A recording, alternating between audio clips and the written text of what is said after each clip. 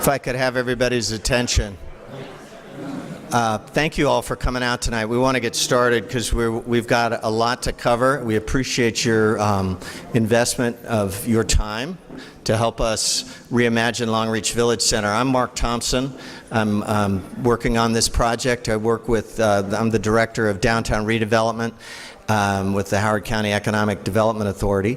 And I want to welcome you to our second meeting. Just real quickly, can I see a show of hands of how many of you were at our first meeting almost exactly a month ago? Great. Thanks for coming back. And for those of you who are new, thanks for joining us. We will do a little bit of recap on the last meeting, but before we get into this, I would like to ask Dr. Calvin Ball, our county councilman for this district, to welcome and give us a few words. Thank you.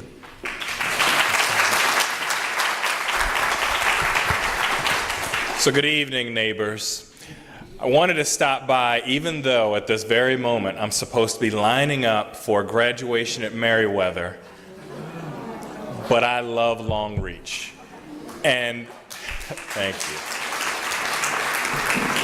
And I can't tell you how important it is for us to come together and not only write that new next chapter for the Longreach Village Center, but make it even better than our last chapter.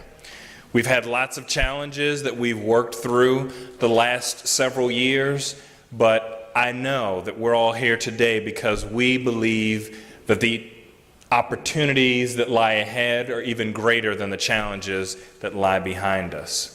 We are only limited by our creativity and our will, and I'm excited about all the things that could be.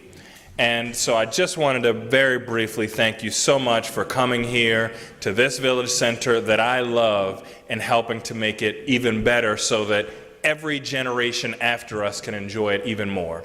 Thank you and have a very productive evening.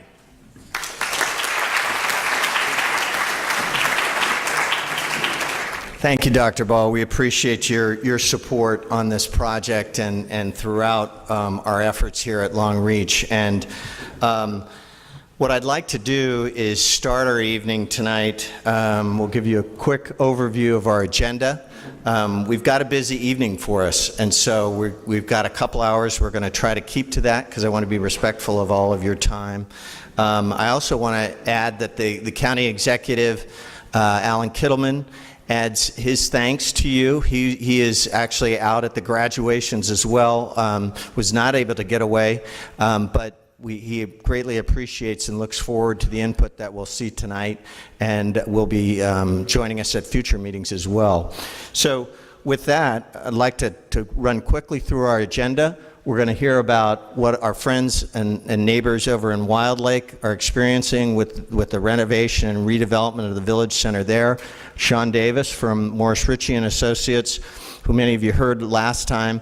They are, the county has retained them to help us with the planning and design. He's going to talk to Geoff Glazer with Kimco, and we appreciate Geoff being here. He heads up acquisitions and development for their Mid-Atlantic region, and Kimco is really doing some very exciting things over at Wilde Lake.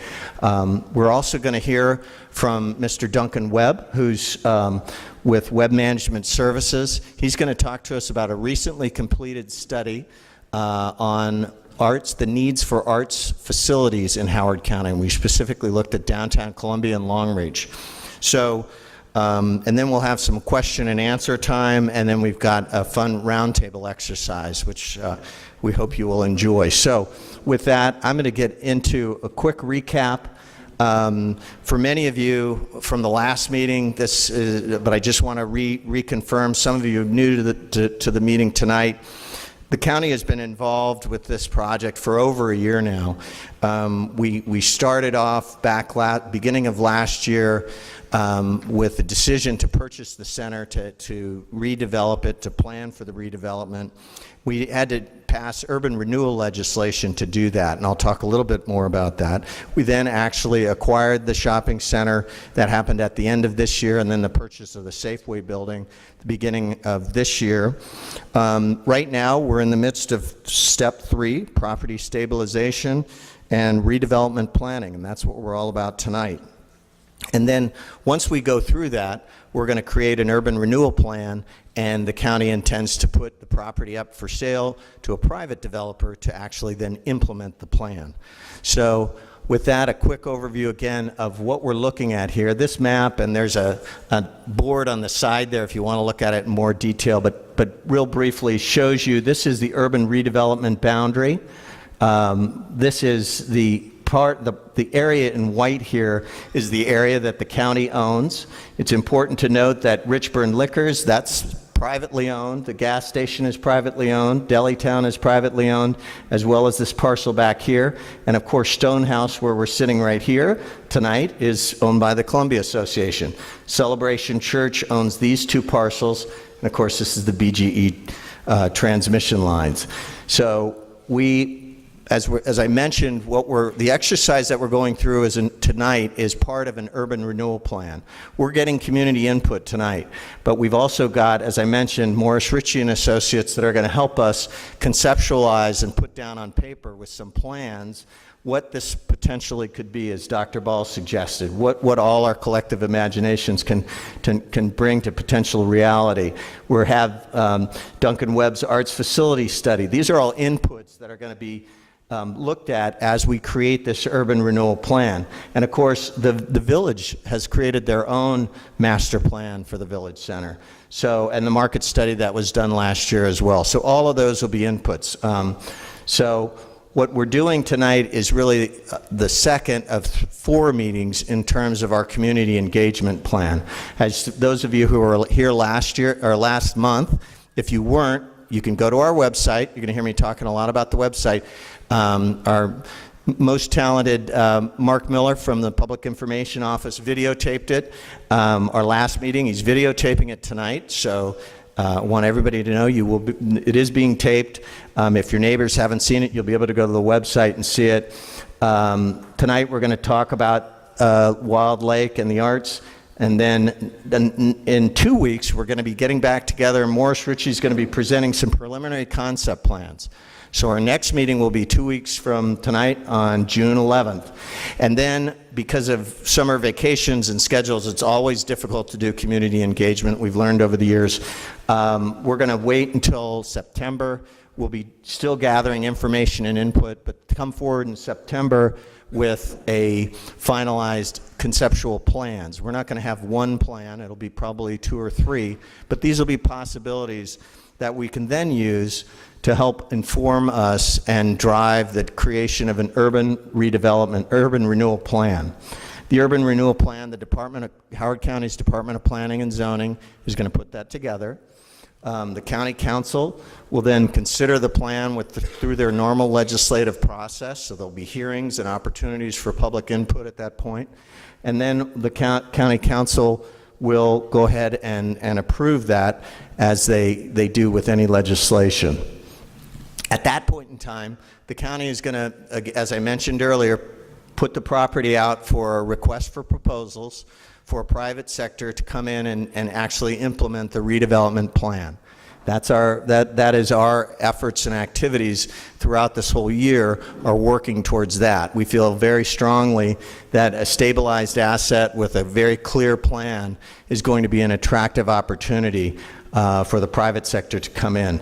So what our urban renewal plan will seek to provide guidance, but with some flexibility so that there'll be the ability for the private sector to come in and combine uses with that.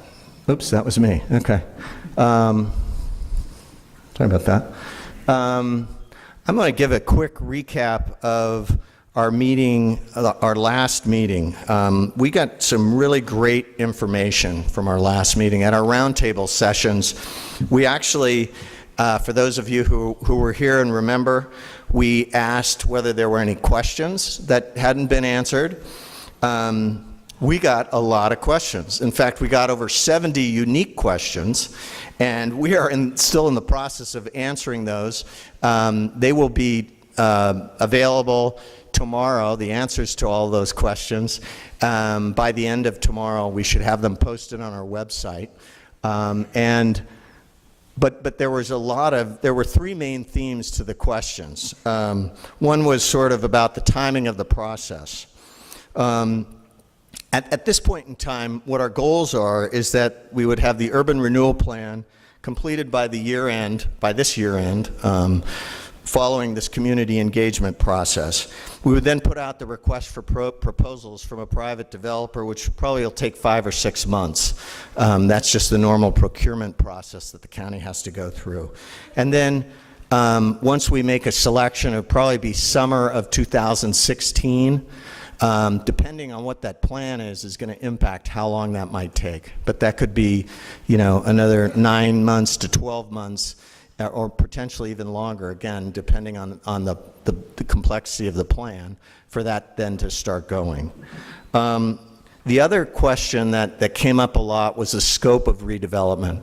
A lot of people said, will you be completely tearing the village center down? Will some parts be preserved? The answer to that is we really don't know until we get those proposals.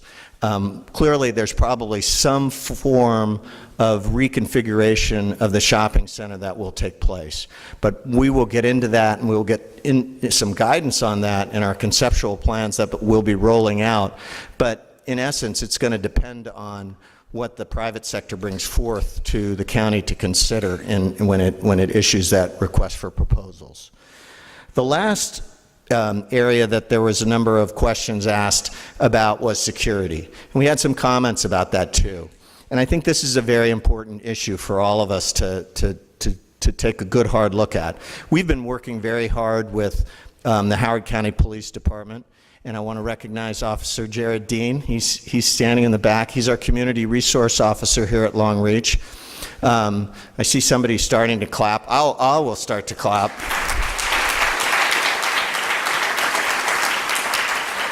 I have to tell you, I learned very early on in my time with Howard County to make friends very quickly with a lot of our police officers. And I didn't have to make much of an effort with Jared. He's a great guy, extremely responsive. And if you have any problems ever related to the village center, what's going on, please reach out. Because he is our liaison. He is your liaison with the police department. We've talked about a number of different strategies that we're working very hard with Jared and the police, the remainder of the police force to implement, to make sure that the perception out there that Long Reach Village Center is not a safe place, that gets changed. And we're very committed to that. We've also through the work of our third-party property management firm, Mike New is over here. We've worked really hard to institute added lighting, security systems, a variety of different things within the shopping center that just weren't happening under the previous ownership to really make a change there. We've hired Allied Barton, who's our third-party security provider. You will recognize the gentleman out there. Probably may have seen him on the way in and on the way out. But Allied Barton is here every day from 2 p.m. to 10 p.m. So we're really taking this very seriously and want to make sure that this, again, is a safe, comfortable place. The other question we asked you all about, and I don't know how well you can read this, but this table is available on our website, was really about what kind of uses you'd like to see here. And we got some great responses. We collapsed those responses into some categories. And again, it's available on our website, but sort of the top 3 are dining and food service, art and culture, food at home, whether that be through specialty grocery or other types of farmers markets, a whole variety of different things. So you'll have a chance, if you go to our website, you can take a look at that in more detail. What I'd like to do now is turn it over to Sean Davis and Geoff Glazer to give some feedback on their experience, Geoff's experience at Wilde Lake. And then after Geoff's and Sean's discussion, they're going to do sort of a question and answer interview style. Geoff has another engagement he's got to get to, so we'll take some questions specifically related to his presentation, and would like to keep it to questions. If there are statements, you can send those to us via email, but just to be respectful of everybody's time, if we can keep that to questions. If you do have a question, we have a microphone right up here, and Kate will be assisting people with the microphone. But with that, I'd like to turn it over to Sean and Geoff. Thank you.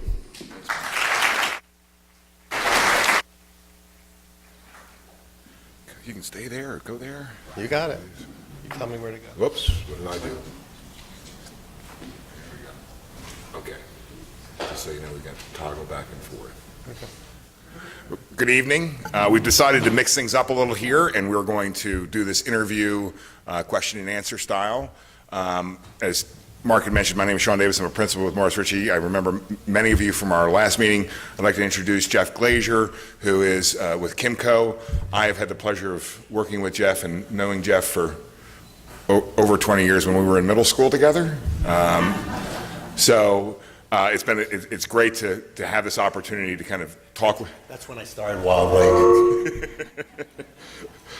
It's great to have this opportunity to kind of go through what's happening at the Wilde Lake Village Center so that everybody can understand the process that Geoff has gone through, some of the outcomes, some of the lessons learned, some of the things that we can expect here at Longreach. So first off, give us a little background about Kimco's involvement with the Wilde Lake Village Center.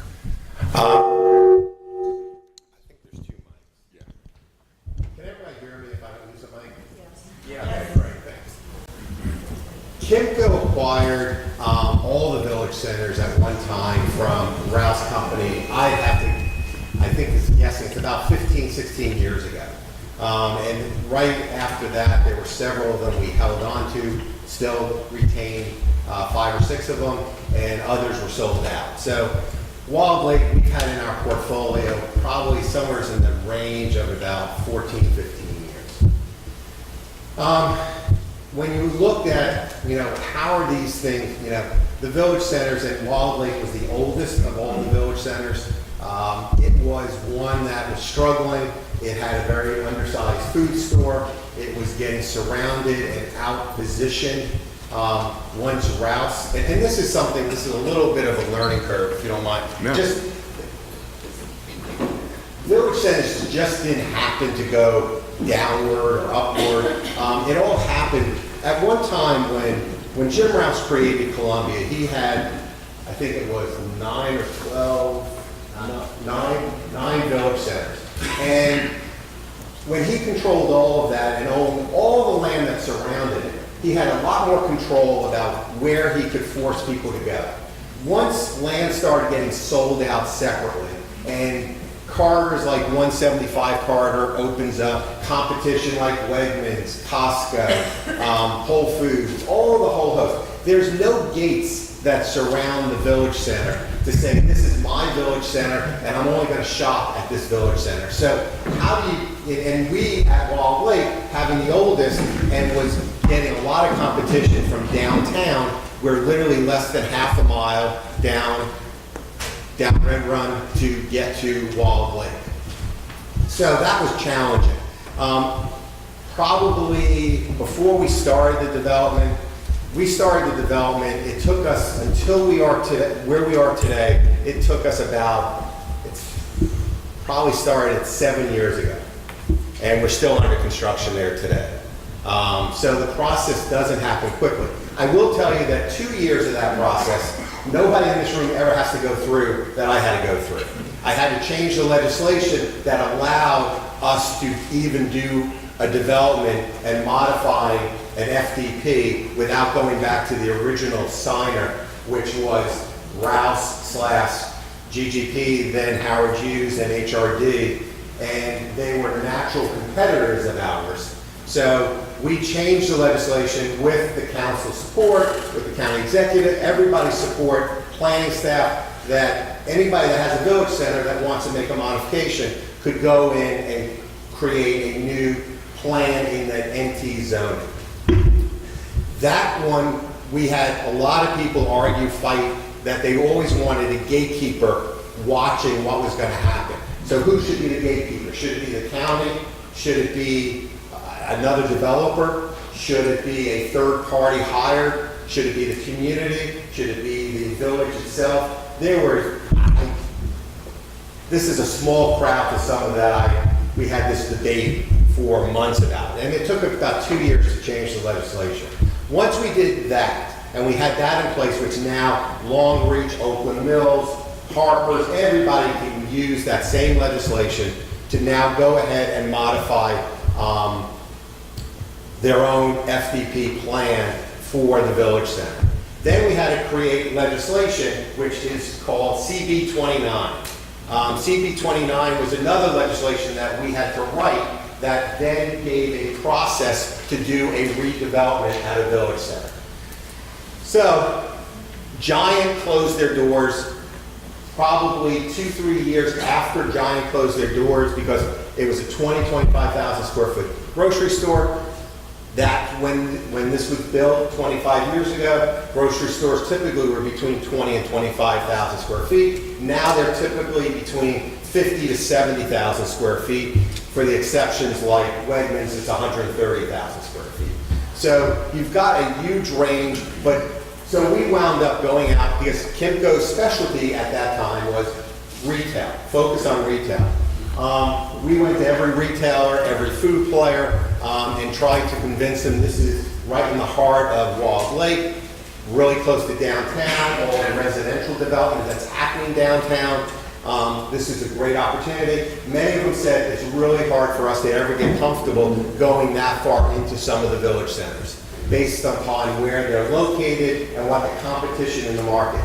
Developers don't get to say, I want to have a Harris Teeter come over here. They have to say, I want to come there, and then we get to make a deal.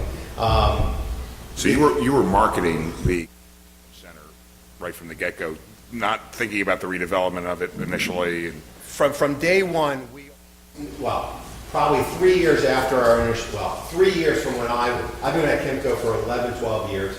3 years after I was there, Giant left. And then that's the time we then kicked in gear and said, we've got to figure out who could backfill. And we thought at that time we could find somebody. We came up with plans to expand that into... This being the groceries. Well, the grocery was the front side. Right. It faced into the courtyard. And we had up in the top left-hand side, produce galore that everybody loved and remembered. And after all the years of him having his farm, and he would come here and sell his produce, he was done. And it was a great loss for the village, but we can't force people to stay open. And then David's Market kept growing, which was down on the bottom part of that strip, and over probably 20 years kept growing with pieces, and was a really broken up interior, but people, the organic community loves the store, loves David, and we knew we wanted to get and keep him there. And how do we keep him there? So then we looked at knowing that we wanted to try to find another food player. Very difficult. There weren't any. I went to every food player and tried to do layouts, making it work. Nobody had any interest. So how did you approach the redevelopment once you had reached the point of, okay, we're going to redevelop the site? Right. How did you approach it?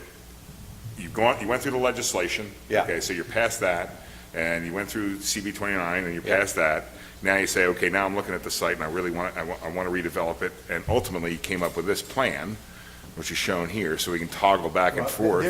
Go back to the old. Couple of things that were great debates. I wound up going around interviewing key stakeholders. I interviewed the community group, the village board, spent many meetings with the village board, smaller groups than this that were focused on architecture, mix of tenant type ideas. I would meet with them. I also went and did a fascinating interview session, and they pulled from probably about 20 different types of players, from young, middle-aged to elderly, male, female players at the community college. Because I knew that community college, which backs up to us, was less than a mile away. There's no retail on the community, and the community college is short of land, so they're not going to do anything except put more academic buildings there. So how do I get them in complement? And they wanted their bookstore, and they wanted to have a Barnes and Noble, and where they could, and they wanted a Kimco's. There were interesting ideas, and some of them will play through as we fit it out. We then went and talked with the hospital. We also then went and talked to the Board of Education because we had the middle school and the high school backing up to our property. So all those players were part of the process. Now, the market is going to drive what's going to happen. A couple of things that was constant through everywhere, besides everybody wanting a food store, from 7 years ago to today. Everybody, and David's is a food store, but everybody wanted a traditional food store. The second piece that was common was everybody still looked at this village center as being the community's gathering place. And if there's something I can share with you as a design team, making sure that there's still a hub that is their gathering place, however it gets reconfigured. And the problem was the original design here, most of the people that actually designed that live in Wilde Lake. So changing their ideas was not easy. And to the end, they weren't happy. But a couple of things on the retail here. These retailers always were struggling because they have no visibility to the parking. And you need these people to see. It's not like people are going to be just happening, driving by and say, I'm going to stop at this village center. They still need to have easier visibility, and the retailers need to have the confidence that people are finding them and seeing them easily. The other piece was Jim Rouse tree right there. That can't ever go. And then there is the courtyard that was a very important piece. Here's what happened here. There were some players that felt that a courtyard needed to be enclosed on 3 sides.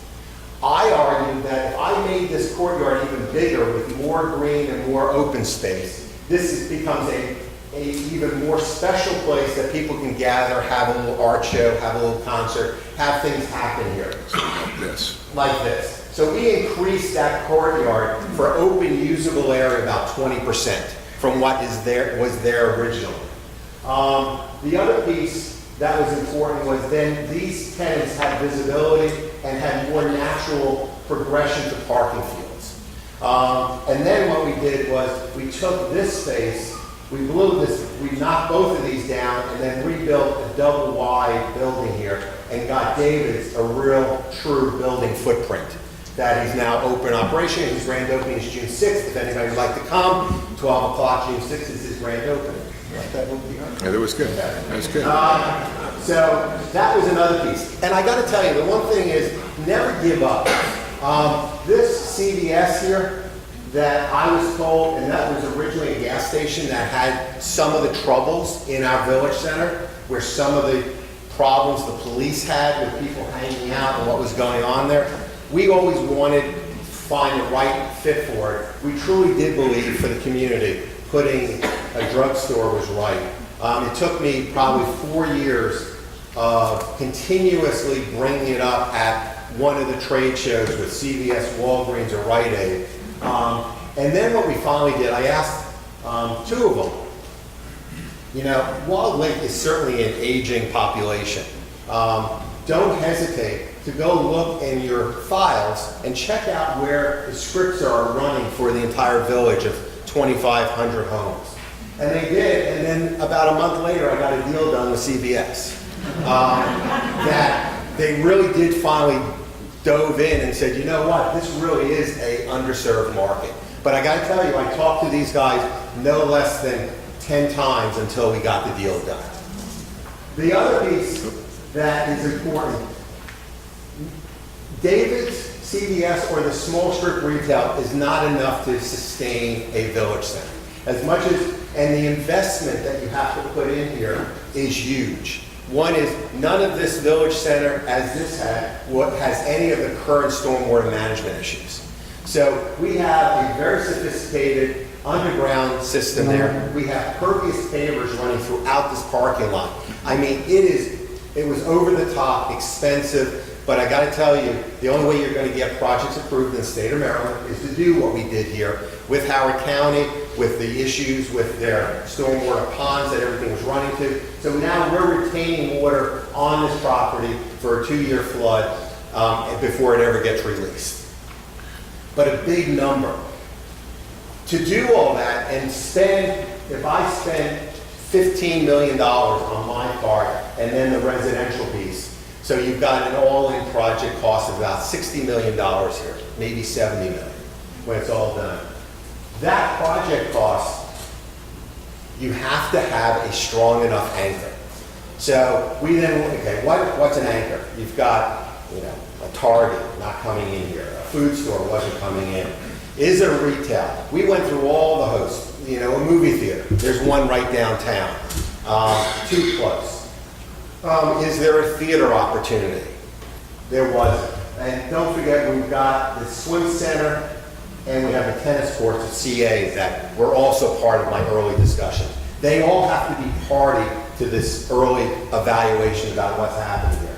We did come up and we did believe that as this is the aging population and there's enough second generation people that have grown up going to school here, their parents moved here because they wanted this vision for them and their families, that there was enough of their potential empty nesters and young professionals. Those were the two markets, and when we went out and did a market study, it showed us that the proximity of this village center to the highways, going to DC, going to Baltimore, there was a great opportunity that this could be a nice blend of empty nesters who want to stay because their grandkids are growing up around the Columbia area, and that young couple who just moved into the area.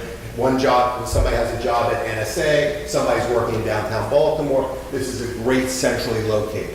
So the residential became an anchor. The residential then became new quality market rate housing, became the anchor. 200. How much did your retail square footage before and after? In this entire plan, after losing the giant footprint and putting a CVS there, I lose about 10,000 square feet. So if I had 80,000 square feet of retail before, I have 70,000 now. If I had 25,000 square foot of office that goes above these and went across here, I've got the same, similar amount that's still here, renovated both of these second floors, and I now have it above David's. So help me understand some of the challenges that you faced during the construction process. Every single utility from 40 years ago that was this being the first village, nobody ever seemed to want to document. And I did every single line that never showed up on any survey. And these older centers, it was painful. And there was a fiber line that went over, the brand new fiber line that went over to the high school. I think we cut twice. And you'll remember, those of you who were here at our last meeting, and we documented the utilities and how they run through this site. And it's going to be a really, really important consideration. Yeah, and you're not going to find half of them. No, All right, so if the phone line goes out, how about, you know? The other thing on the residential, the other piece that was important on the residential, and that was an interesting discussion with the community. The first plans I showed them probably showed a little too much residential, and it certainly caused a little bit of an uproar. We've got 230 residential units going up 5 stories. It's all self-parked. There's no overlap between the retail parking and the residential parking.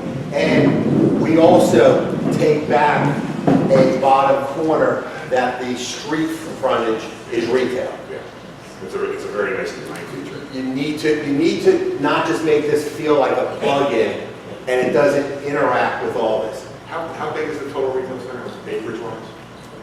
Just for comparison, we're talking about somewhere in 7.5 acres that the county owns. This acreage we have is no more than 10.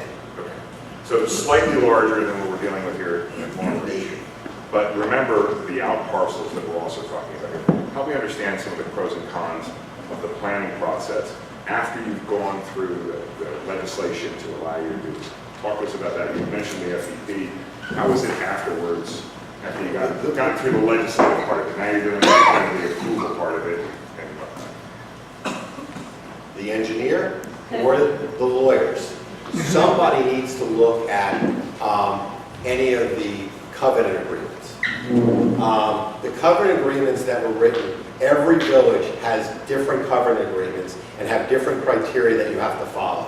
You need to understand your covenant agreements now before you go even to, it really is so critical because part of what we have talked about, we've talked with the county, and the council has said to me, you know, Geoff, when you get pretty close to, and we've talking about, I think Mark and I have talked maybe later this summer, early in this fall, we're going to go back and revisit CB 29 because it is so complex of a bill to go through, and the amount of public hearings you have to go through the process it seems really redundant. Hope I'm not, somebody in the back may not agree, but I do believe they are redundant with what the covenant agreements say.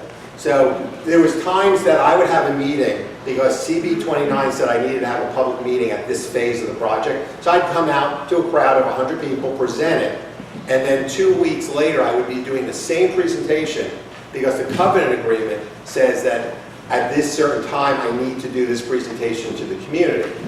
I would always say, can we match them? And because everybody was so sensitive, it was the first village it was happening to, nobody wanted to overlap anything. So if you guys look at it now and understand any cleanups that we're going to do on CB 29, if the county would like to do that, I think this is an important factor.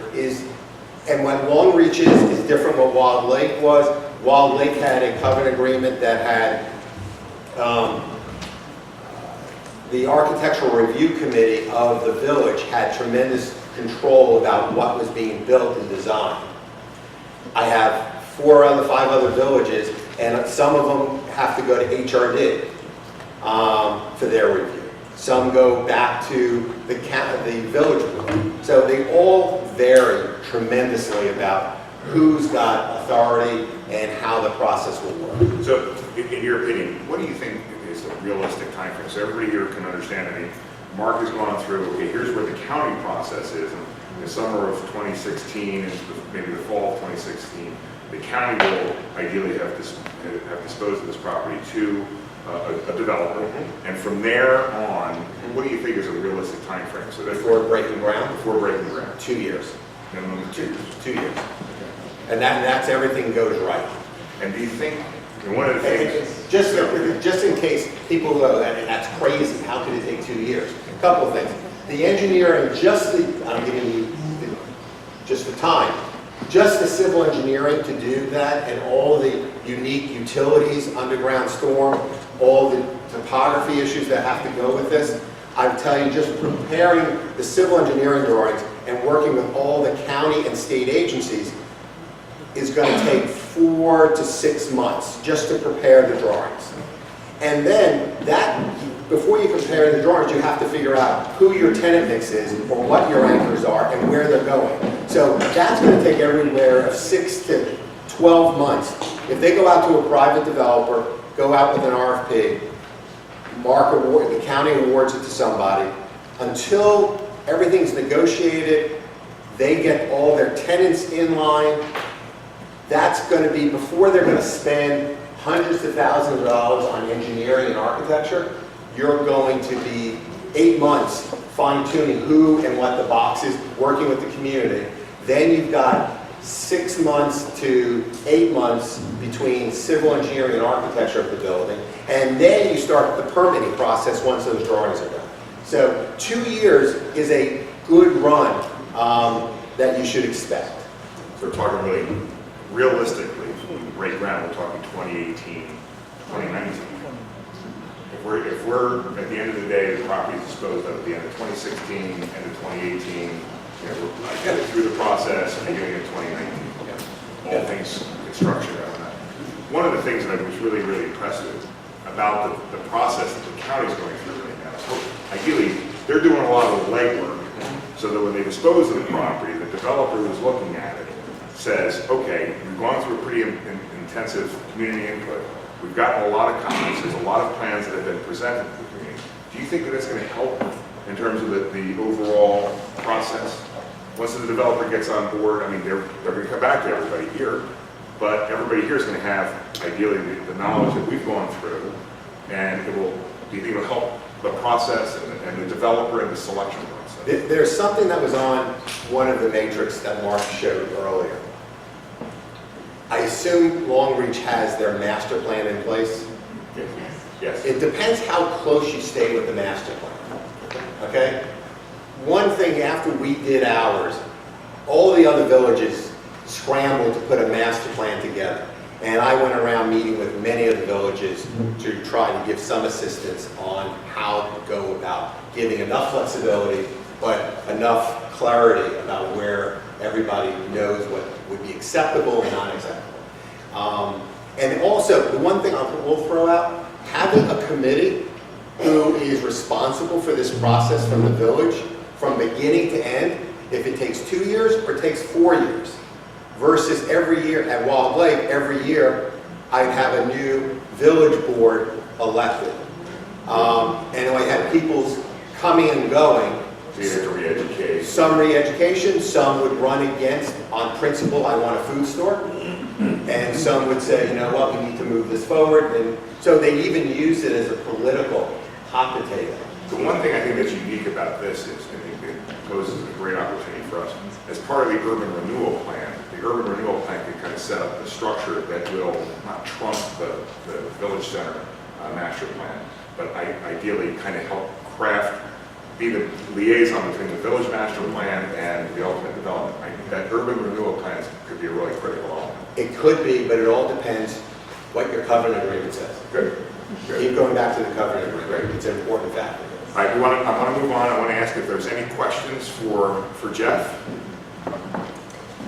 I'm going to invite you to come up to the microphone. It's a stationary microphone, but maybe... What's FDP? Yeah, FDP is a final development plan. It's part of the approval process that you go through in the county. And NT is the new town zoning. I was going to go through the acronyms that we throw out like every day. But any other questions? So whatever you do is going to be between a gas station and a liquor store. Is that right? Not necessarily. Those are two existing uses. We'll be back on June 11th with some ideas. And obviously, a lot of those ideas will have those in place as they are today. And maybe others will move on. It's still, that's part of the planning process. We're not there yet. But it is important for the development team to understand what the lease obligations of those outparcels Yeah. are. Oh, absolutely. And if there is a chance of moving them, are there relocation clauses? Are the expirations of term? You know, all that is important for the design team to know their flexibility with the county. Sir? The question I have about Wilde Lake is, what do you see as the key to success here? You lost about 10% of your retail space. You kept the same office space. So we're talking about perhaps some difference in revenue in terms of the owners from the various organizations. And you added apparently residential. So what's the key to making this thing work, or is it working? One is, we're still in process, we're still building it out. And a couple of the key pieces, whatever that anchor is, if it was a food store or the residential component, it's foot traffic and generating foot traffic. Having 230 units would generate, let's say, 400 new people and guests coming and going to the property. That's a big foot traffic trying to get somebody back into that village center. David's is brand new, much different footprint. There's full new offices above David's, if you're aware or not aware, so that's all new. And a couple of the leases we're negotiating for that space will even bring more foot traffic opportunities. And all you're trying to do at these village centers to make them alive is to get foot traffic there. You know, the melting pot here, throughout all the pain they went through during the construction, is still successful here. We're looking for special cafes and restaurants to go in. So it's finding the right tenant mix with having the residential that really makes a solid core to that project. And the way they've designed it is really kind of neat in terms of how the residential could flow into some of the smaller retailers that are on that public open space, the pizza shop, the melting pot, that now they're visible and they're accessible to all those residents. So a couple more, sir, you're going to have, and you. Wilde Lake and Oakland Hills are the only places that have interfaith centers. And they seem to be the two problem areas. I don't know what to say about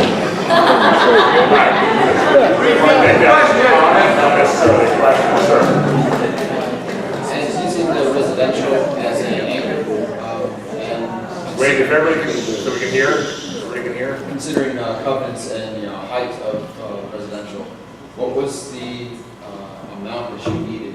And were you restricted? Did you want more residential spaces? You mentioned, I think, 230. Or did you feel that you needed really 300 or more to make it the anchor?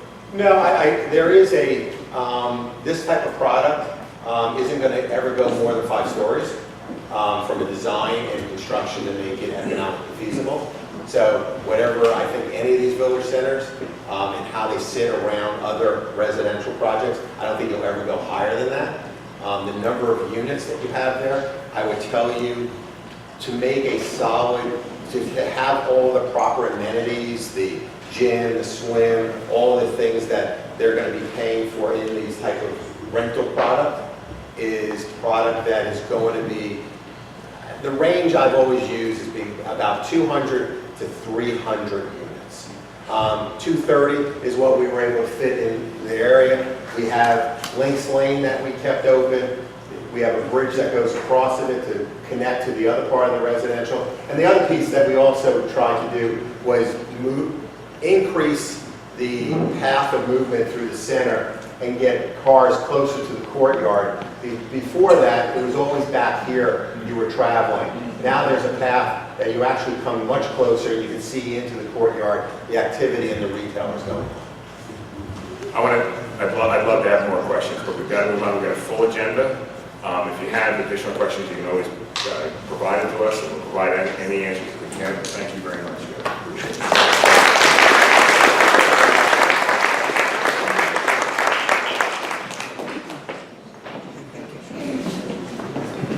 Thank you, Sean and Jeff. I'm going to flip over to this. Does that work right?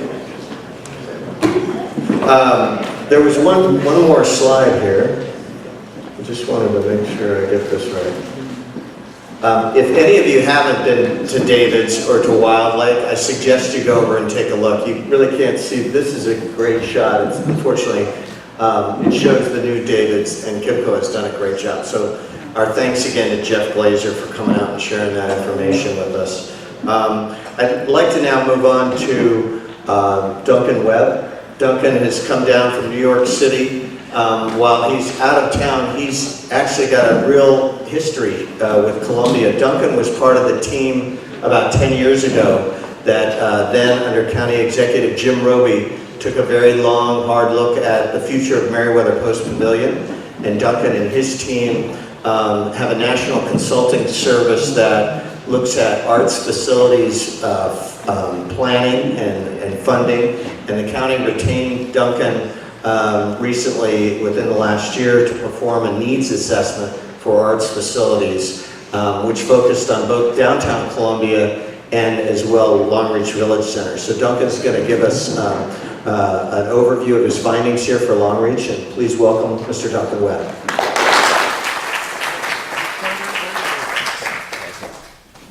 Okay. All right. So I'm a management consultant to people who build and operate cultural facilities. I've spent 27 years roaming around mostly North America, working for cities and schools and developers and arts groups, helping them think about building, fixing, and running these things. Back in the day when I started, it was about big, fancy performing arts centers. These days, it's about what do we do to get that historic theater working again? What do we do with these sort of strange buildings we built in the 60s and 70s that don't work so well anymore? We're doing a lot of work now that's about cultural district planning, cultural master planning, and straight up strategic planning for organizations and facilities that are struggling to find their way forward. We're based in New York, but we're all over the country. This is, I think we just started Project 345. So generally 3 to 6 month gigs what we say is we're hired to come into a community, figure things out, speak truth to power, and then get out of the way. So it's a terrible business model, but our clients appreciate that we're hired to give sort of an outside, objective, sort of professional view of what they should or shouldn't do. So the scope of services here was what new arts facilities do we need and why? And we were asked specifically to consider what could be developed in downtown Columbia. And also they said, we've got this great place called the Long Reach Village Center. Why don't you have a look at what might be possible out there, given that there's already some artistic things going on at that location. So the way that we did that here, the way we approach it everywhere, is it's about 4 questions. Number 1, who is the audience for new facilities or improved facilities? Number 2, who's going to use them? So who are the artists and organizations that need and want better spaces? Number 3, what's the current supply of facilities serving the market? And what are the gaps that we might fill? What are the missing pieces? So that's fairly straightforward quantitative analysis. And you know, you'll see the charts and graphs that do that. But the 4th issue is, where is your community going, and how can the development of cultural facilities help you get there? So what role can they play around serving broader community goals like economic development and cultural tourism and so on? So that's the work that we did. I'm now going to run through, so it's about a 30-slide summary of a much longer, painful presentation we gave to the county some months ago. Now, there's still lots of tiny numbers and tiny words in this presentation, but rest assured that this will all be up on the county website. Right? So please excuse me for zipping through it, but you rest assured that you'll have the chance to go through and look at everything closely. Okay. So just before I get to the details, it's important to note that there are massive changes going on in the performing arts and cultural and entertainment sectors in this country today. In the performing arts, we have a significant challenge that audiences are declining. Audiences for the traditional performing arts, classical music, dance, opera, dramatic theater, musical theater are declining. And that's a particular challenge with younger audiences. But in the age group of 18 to 24s, we've seen quite a precipitous decline over a 20-year period in the extent to which they're participating. So there's one challenge. Then we have the problem that it's very tough these days to ask government for direct funding for the arts. It's a tough sell. Municipalities have limited resources, and less of that money tends to be going to the arts. The third challenge is it's more competitive out raising money in the private sector. We have new causes like environmental sustainability that's essentially competing for the funding that used to come to the arts. And then we have another problem, which is the sort of the increasing fragility of nonprofit arts organizations, and I have a whole long lecture to give about that I won't tonight, but there is a problem around these organizations because of the fact that there's no productivity gains over time in the way that we create art. There shouldn't be, but that creates economic challenges for arts organizations. So that's the bad news. The good news, there are 3 good things happening. One, we're moving away from the idea of passive participation in the arts to active participation. So a generation ago, there were artists and then there were the rest of us. Today, everyone's an artist, and we all get to express our creativity through fashion and gardening and food, and everyone gets to declare themselves and to find the way to express themselves. So that's a great thing. The second thing is that there's been a very strong move within the sector, the arts sector, to sort of fill the gaps being left by the schools that are sort of financially challenged and have a hard time delivering arts in the schools. So arts organizations are sort of rushing in and really expanding their education and outreach programs, which for them is really helping their sustainability. And then the other thing is that we're finally getting pretty good at sort of describing the value proposition of the arts. So people who work in the sector sort of hate the idea, why can't we just say we love the arts, we should support the arts? The fact of the matter is that isn't enough anymore, because so few people actually participate or attend, and it's so expensive and all these other reasons. We have to have these arguments to strengthen the value proposition behind it. So we do it in lots of different ways, and different arguments work for different people. So sometimes it's about economic development or creative placemaking, downtown revitalization, cultural tourism, quality of life, business and workforce development and retention. Who would have ever thought we'd use the arts to drive that? Community development, arts and education, and the newest, and to me one of the more exciting ones, is now we talk about the role of the arts in healing, whether it's spiritual healing or physical healing or mental health, and even now the idea of healing communities through the arts. So in some cases we use sort of big lofty arguments. I love this. Alex Ross, who's the great music critic, this was a line in a review he did a couple weeks ago. Opera stands as a symbol of cosmopolitan culture, and its fate foretells the destiny of the larger order. So some of us love to get behind big ideas like that, but other people love the idea of business and workforce development and retention. So it's whatever works, we're going to use, right? All right, now let's talk about you guys. And I've been cautioned not to tell you things you already know, so I'm not going to tell you much about, but you should know that Howard County has some income diversity, but pretty significant groups within household income over 150,000, very high levels of educational attainment, significant racial diversity, particularly the African American population, and an age profile that's not too far off the national profile, but more in the 25 to 34s and fewer in the age 85 plus, and a bit fewer kids. One thing that is interesting that you may not have known is that Howard County residents spend more per capita on arts and entertainment than the total of 7 counties in the region. And there's a lot of other slides that I'm not going to make you look at here, but our conclusion, so this is issue 1, right? Who's the audience? So we concluded from this large, growing, affluent, younger, well-educated market for the arts, considerable propensity and capacity to attend, and key segments for us: families, ethnically diverse, foreign-born populations, empty nesters, and regional tourists. So then we started looking, now we're on to issue 2. So who are all the individual artists and groups that need and want something more than what we currently have?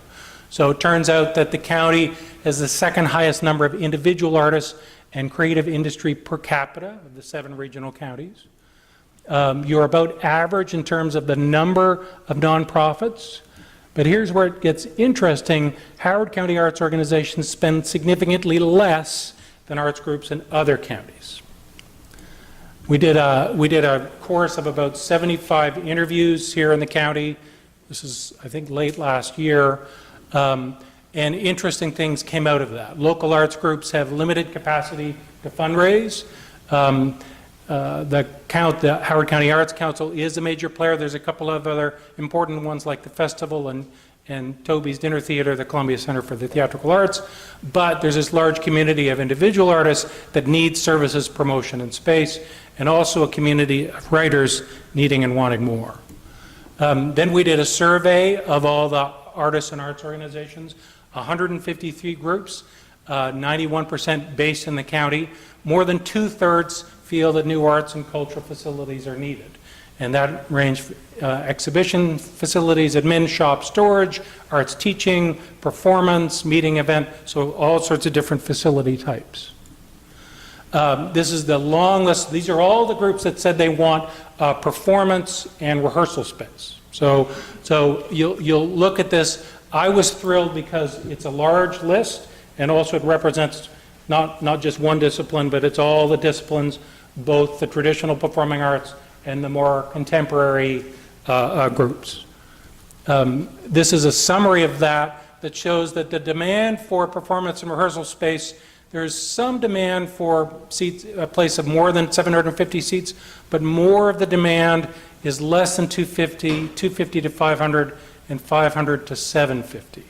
All right? Then we looked at demand for exhibition facilities, so lots of groups looking for large, medium, and small spaces, 5,000 days of exhibition space. Then demand for 2D and 3D media arts classrooms and rehearsal spaces, also lots of hours demanded for both those types of spaces. So that's issue 2. Issue 3 is the facilities, and here we did this exhaustive inventory. We started with all the performance facilities, every space that's used for performance in the county, but then we also went out into a 30-mile ring around downtown Columbia. So every space that reasonably someone who might go to a performance from here might go to. This is just sort of a little sample of the worksheets that we developed. So 29 local and 94 different regional facilities. Most are not purpose-built. There's a couple of interesting ones in the county. I want to get to this. This is the matrix that we use to describe facilities, and it's a good visual. So on the horizontal axis is seating capacity. So you see it goes from 0 to 1,000 seats. On the vertical axis is our judgment of quality. So a lousy space is 0, a great space is 4. So we went through every space in the county and the region, and we graded them in terms of 8 different attributes: acoustics, backstage amenities, front of house amenities, suitability, and all those things. Scored them, averaged them, and that gave us a quality rating. So this then is all the facilities in the county. Oh, one more thing. The size of the dot is an indicator of how many different types of activity it supports. So a little dot is a place that just does music or dance or theater. A big dot is a multi-purpose facility that does different kinds of things. All right. So what we see for the county, the 3 key ones are the HCC Horowitz facilities really are the dominant higher quality facilities under 500 seats. Everything else pretty low. And then when you add in all the regional facilities, you'll see out in the region much higher quality at the higher capacities and the lower capacities.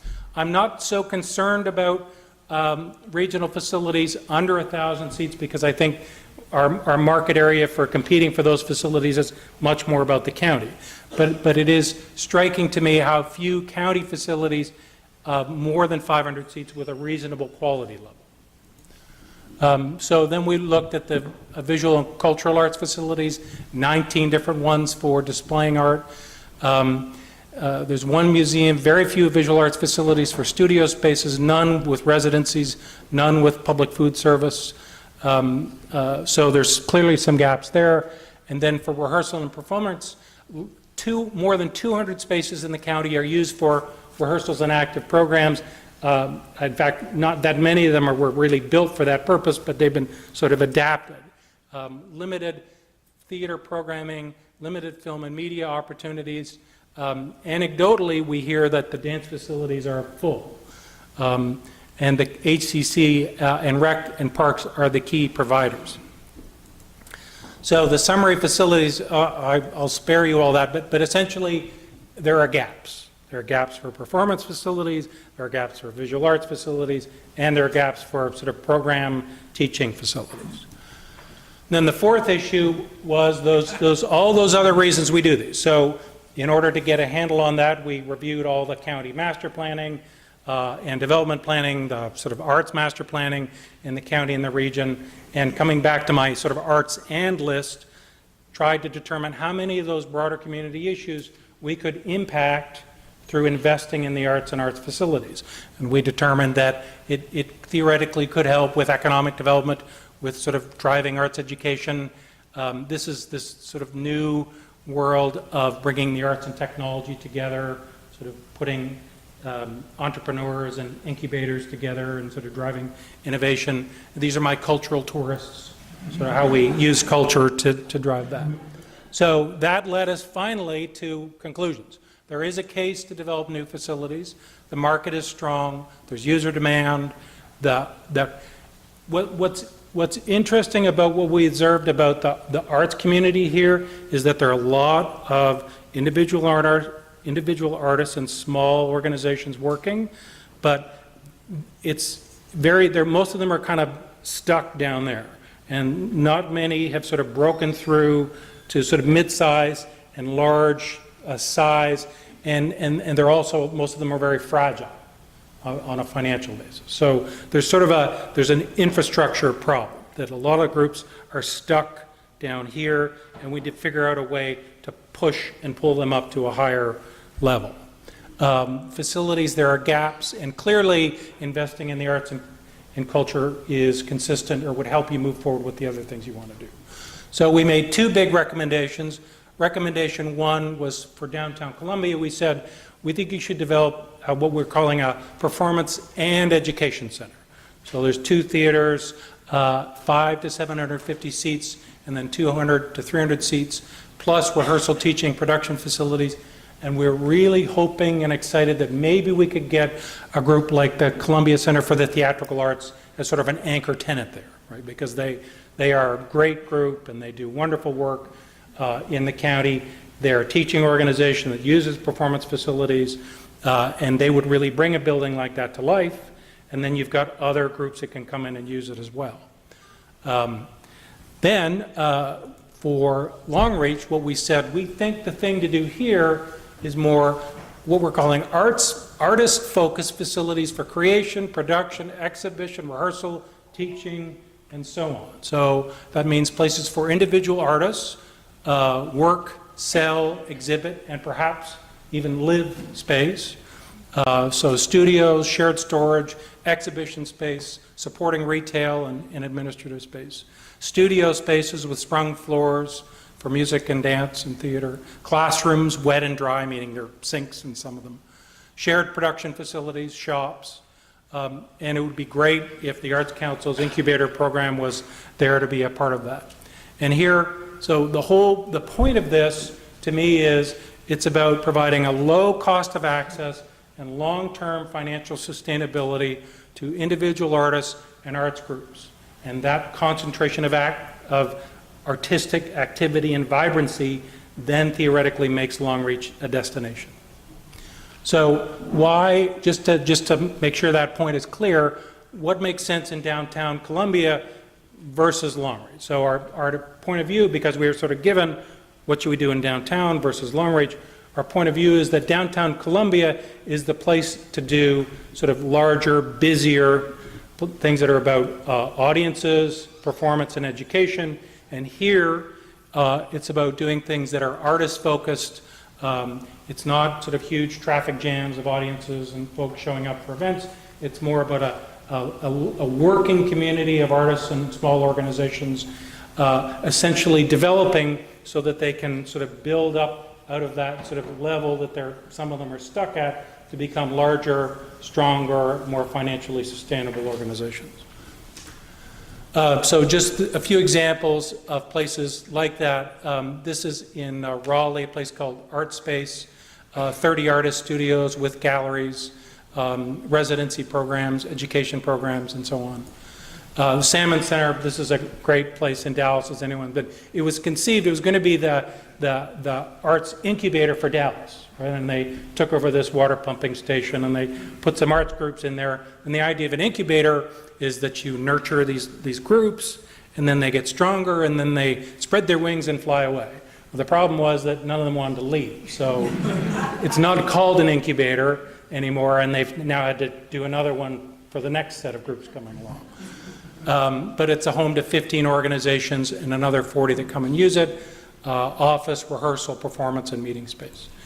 In Boston, there's this sort of campus of facilities that includes indoor-outdoor theaters, and then this building of artist studios for workers, and also teaching programs around it. And then a couple of live workspaces, this one in Ventura, 54 units with workspaces, high ceilings, and they also do some public work. There's a community garden, a gallery, music venue, and a theater that are available for non-residents of the building. So it's not just for the folks that are there. And then this one in Los Angeles, 28,000 square feet, common room, patio, theater, gallery, painting studios, 3 multipurpose classrooms, and a ceramic studio, plus the 30 subsidized live-work lofts. Right? So my last slide. So in my mind, if you want to pursue this idea of the arts and cultural activity at Long Reach, there are lots of ways to do it. Sort of at one end of the scale, you can do sort of a minimally sort of invasive approach, which is kind of, let's make a few improvements, and let's just get lots of artists in here. They're really good at figuring out how to use space and make it work for them. Let's just get them in there and let them be creative about how they use the space, and they will sort of eventually, organically, sort of start to thrive. Then at the medium scale, a bit more intervention. Let's add some pieces. Let's improve some pieces. Maybe we add the live-work space here. We get some artists' housing in here, and that brings more creative activity and vibrancy sooner. So it's more expensive to do and a bit more expensive to sustain, but you get a greater impact sooner. And then you can even go to another level where let's say it's not just about artists. Let's get the artists in at the core of it, but let's also attract creative industries around it. So let's get design firms and architects and sort of tech incubators and put the artists together with those sort of creative industries. And that really creates something at a higher level of energy, creativity, and vibrancy. It's a greater investment. It's more expensive to do. Maybe it's sort of cost a bit more to sustain, but the impact of that is even greater. So you have lots of choices between sort of big investment to make something happen quickly versus minimal investment to allow things to sort of organically develop on their own. And it's now up to you as a community to decide where on that spectrum you'd like to be. Thank you.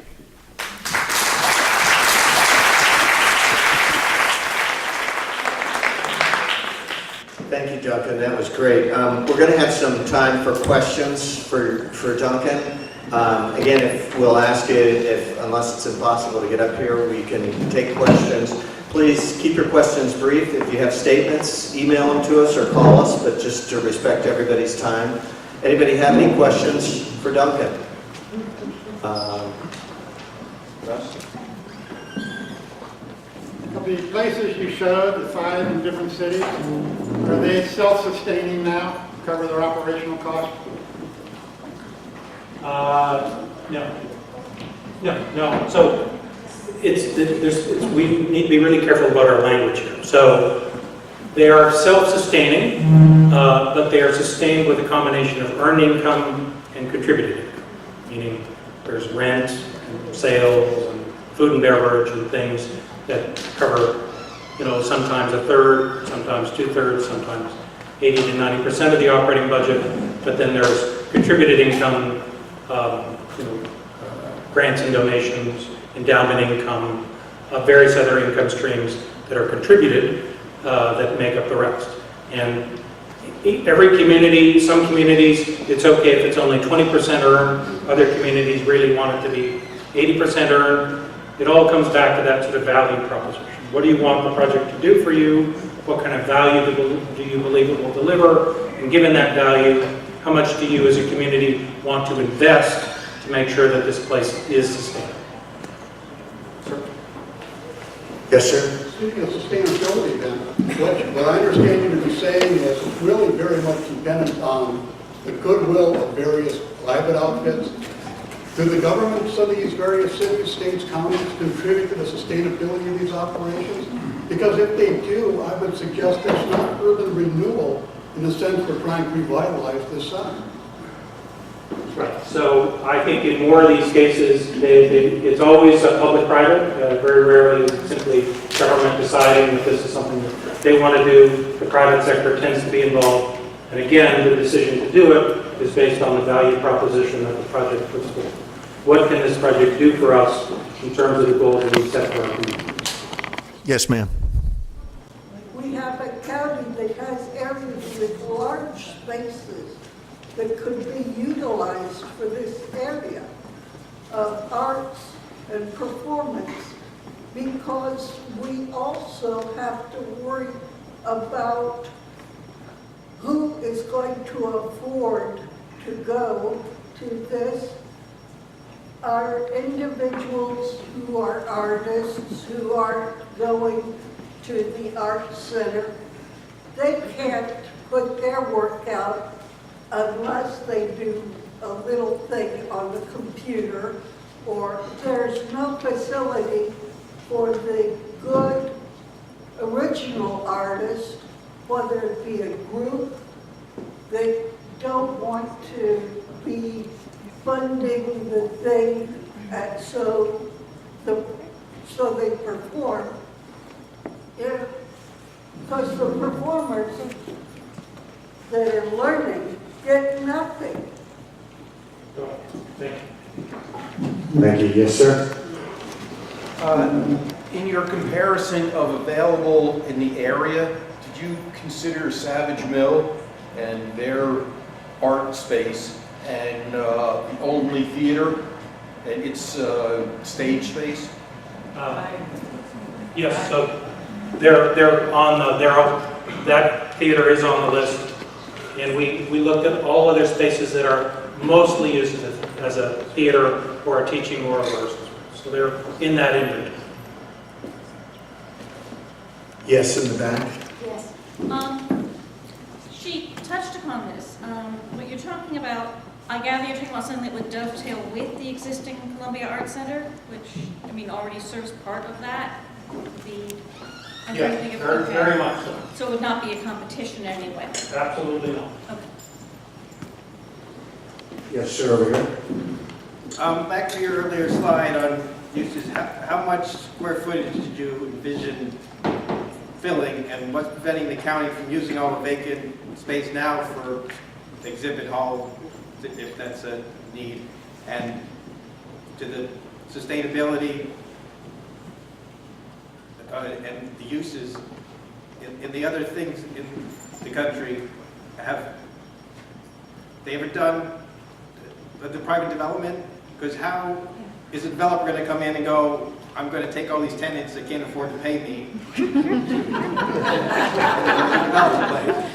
Right. So the way that it does work. So the first part of your question is, we'll take whatever space we can get, but realistically, there is an economic piece of this, right? You can't simply lease out, 100,000 square feet at $5 a square foot and hope that somebody can make it work for them. So the issue is how much of that to make available at a rate that artists and small organizations can afford. And really for artists and small organizations, it's all about the cost of access. That's the driving issue for them. So we have to make sure that some component of it is affordable to the people that are going to work it. Then you have to figure out what you do with the other spaces. And frankly, this kind of creative activity can be very attractive to developers because of sort of the image that it creates of a place. Working artists, that sort of creative vibrancy, smart developers can leverage that. So, it's like in 3 blocks from my house, in my apartment in New York, is Symphony Space. It's a great old theater, which a developer came, and the deal was the developer would renovate the theater and then build a 15-story condo on top of it. And of course, the condo is now called the Lyric Condominiums, right? And he's leveraging the artistic activity going on below in order to create value for residential development. So smart developers will recognize the value of that creative activity. It's just going to be about how much of it you can afford at a low cost of access versus the need to make this thing pencil-like. What is your current demand study currently for if people could afford it, how much you find the community would fill? All of it. But we recognize that we probably can't get it. So we'll take what we can get. We'll take one more question and then we're going to have to move on, but I encourage anybody who has a question that we haven't been able to answer to send us an email, either myself or Raj Kachatkar. We can take those. I'll take the questions, sir. I have a question about another kind of artistic creativity, not musical, visual, dance, more cultural creativity. I wonder about the concept of cultural creative people and people who would create different kinds of cultural milieus for us to live in. I think in the larger sense that's what we're talking about tonight. And I wonder if there's a way to include that kind of cultural creativity in the kind of space you're describing, where in some sense it might even be disruptive to the normative process, but nevertheless enormously creative for all of us as new ways to think about how we relate to each other. Right. So we want, the old definition of what is art and culture is all those sort of old boundaries are gone. Now it's not about sort of traditional Western performing arts, visual arts, literary arts. Sort of the arts and cultures now any way that a person expresses their creativity or their cultural heritage. So we are more than welcome. We want those people in those groups at the table who want to express their culture and their heritage and their creativity in whatever way they want to, as and if the community believes that it adds value to the overall idea. So yes. Thank you very much. I've always thought of art kind of, soft, warm, fuzzy, and then science. And I just want to say Duncan is one of the very few people I've ever met that brings those two together and really helps us understand art in a whole different way. So I'd like to lead applause for, thank you very much.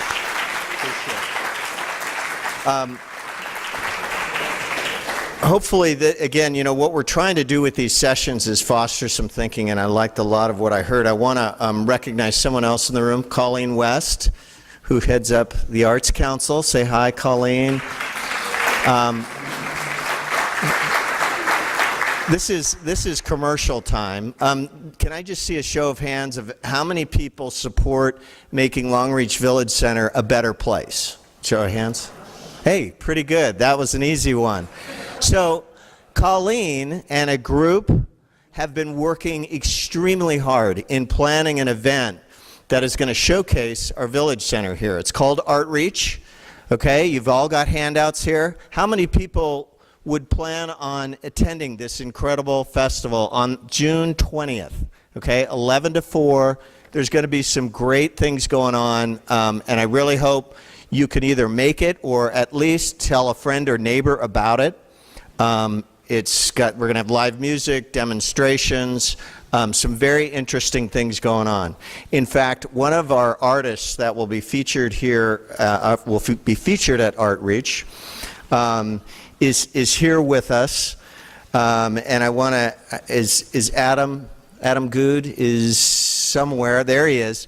Adam is talk about creativity, is a sound artist and is recording a lot of the sounds and will be recording other sounds as part of the whole Long Reach Village Center story, and is going to put together something that I think you'll find very interesting for Art Reach.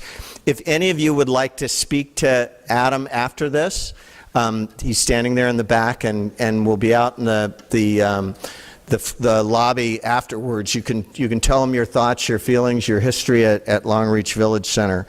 I'm going to have us shift gears here. You've been doing a lot of listening, and like we did last time, we got some great input. We're going to do a roundtable exercise. Can I have our facilitators please stand up if you're at a table? If you're not at a table, please go to one. They're going to hand out, our facilitators are going to hand out a form for everybody. And we're going to ask you to work on this, similar to what we did the last time. If we can have one facilitator at every table, that would be great. For those of you standing in the back, we have plenty of seats up here in the front. So go ahead and join a table.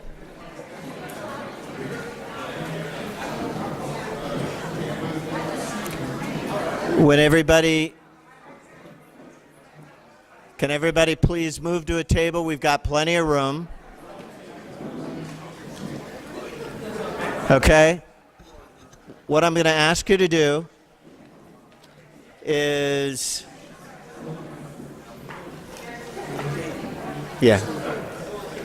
I'll get to that. Thank you. What I'm going to ask you to do is take a look at, It works every time. Take a look at this worksheet we've put in front of you.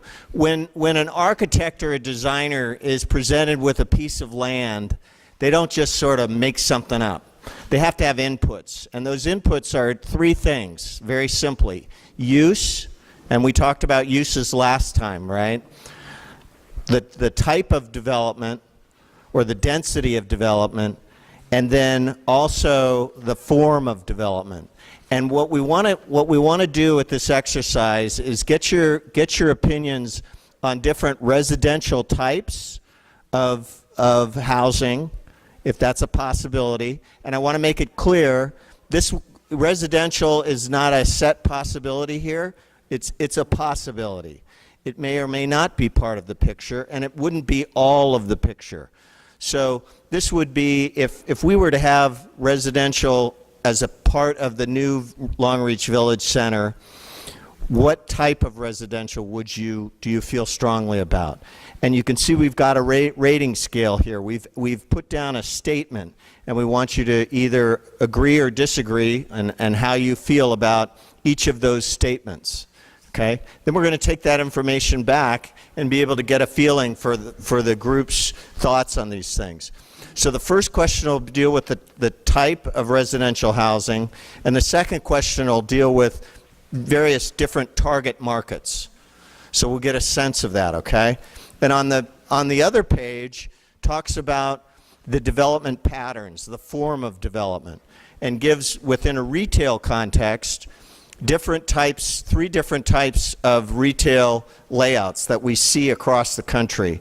And it goes from our typical retail layout, Main Street retail is found in many places, or retail being not necessarily the primary use, but a scaled down level of retail to support other primary uses. So those are the three areas that we'd like you to work on.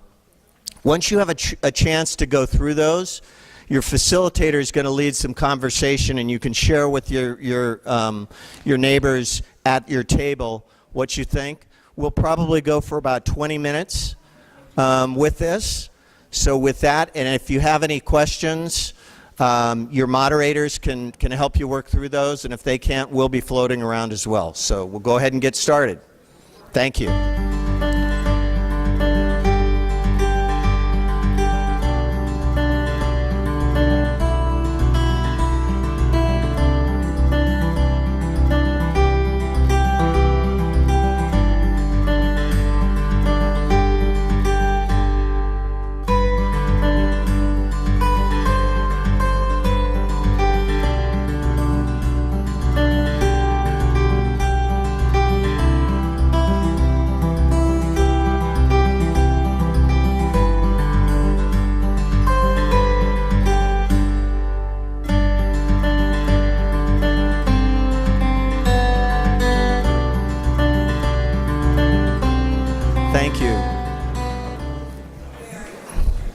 I'm gonna have to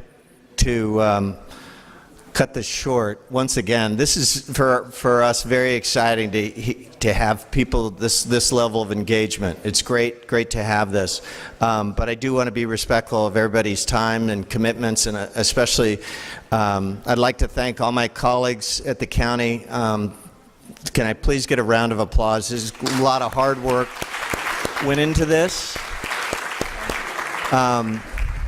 Hopefully you've got, at least at a chance, you can say that from one of your facilitators you got to talk to one of Howard County's finest, so we appreciate that.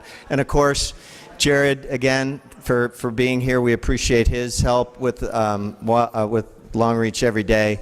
This has been a very good session, just walking around and listening. The facilitators, if you can collect the sheets and filled out, we will, again, like we did with the last exercise, post the results on our website, which, if I can get to this, this is turned off. Got it? Our next meeting is June 11th. Our website is right here, www.howardcountymd.gov/Longreach. We've got a lot of great information up there, so we encourage you to go to that. The other thing I wanted to do, I missed it in the beginning, was introduce Delegate Terry Hill. Delegate Hill, if you could stand. Thank you. Delegate Hill was here last meeting too, and so we appreciate your support and energy, and thank you for being out tonight with us. I mentioned Outreach. Please, again, consider that. If you turn your agendas over, the last meeting, which was great, I came home and I said, darn it, I forgot to do something. Again, this is my question. How many of you support the revitalization of Long Reach Village Center? Well, all the hands went up, right? Now we need your support with your visitation, your feet coming to the center, and your wallets supporting our merchants here. And we wanted to make this a fun exercise. So we came up with this. It's called Picture Me at LRVC. If you look on that, and we do have one of our merchants here, Lana Dang. Where are you? She's in the back. Angel Nails. Thank you for being out. What we want to do with this is, while we're in this period of planning and stabilization, we need all of your help to help our merchants. And that means come and visit the shopping center. And, you know, it's buying something, buying a Coke at Subway, or fried chicken at Chicken Friends, getting your nails done at Angel Nails. There's merchants here that can benefit from your support. So let's have some fun with this. The Picture Me at LRVC is, the challenge is to come here, to buy something, to take a selfie, and we all love to take selfies, and then even more, we love to post selfies so the whole world can see it. Send it in to us at planning. The email address is there.